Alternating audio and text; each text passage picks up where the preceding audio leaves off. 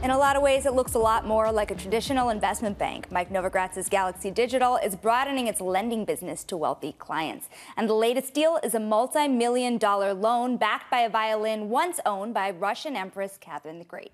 Galaxy tokenized the violin in the form of a non-fungible token that was bought last year here by Yat Siu of Animoca Brands. We're joined by Mike now to discuss why he did this.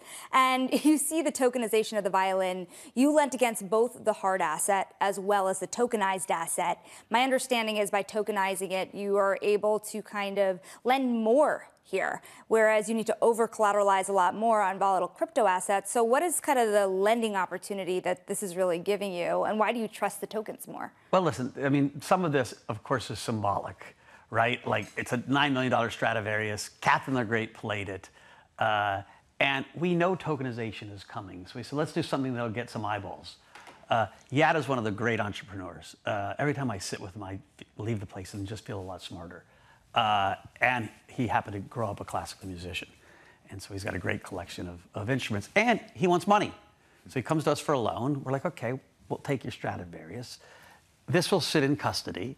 What's interesting, if these great violins become more valuable if you get the best violinists in the world to play them. Right? The provenance of each violin, from Catherine the Great to maybe it's Josh Bell or whoever who gets to play it, makes it worth money.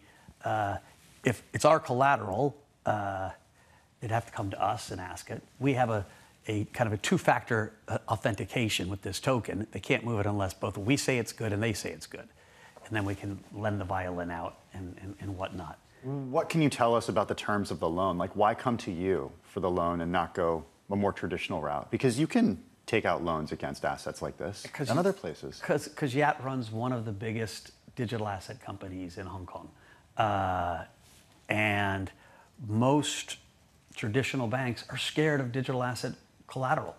They does not, even though this is physical asset collateral, lots of his net worth is tied up in his stake in Animoca and other digital assets.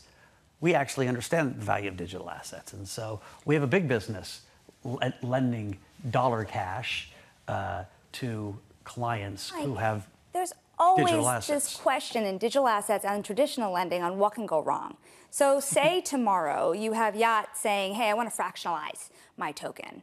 And then the value of that token fluctuates. How do you deal with that? Well, I think, listen, the clear next step for lots of assets like this would be to fractionalize them. And so that's the excitement of the whole thing, right? I don't think we would have done this if this was the end game. But tokenization is coming, and it's going to come in lots of different ways. Bloomberg Crypto, which is a company we have an investment in, today announced they were tokenizing 10% of an EPL team and selling that off to fans. And so I think someone told me this story about bankruptcy once when I was young. It happens really slowly, then really quickly. Tokenization is going to happen really slowly, and that's the phase we're in, and then really quickly. But mark my words, 2, 3, 4 years out, you're going to see so many things tokenized. Really quickly here, you have like 20 seconds. Is this one step closer to becoming that elusive Goldman Sachs of crypto?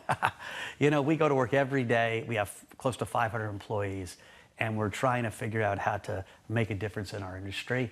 I don't like calling ourselves the Goldman Sachs of crypto anymore because the crypto industry is really transforming what traditional finance is going to be. Most of our investments these days are moving more towards on-chain. Right. And as the on-chain world picks up, the off-chain world is going to slow down.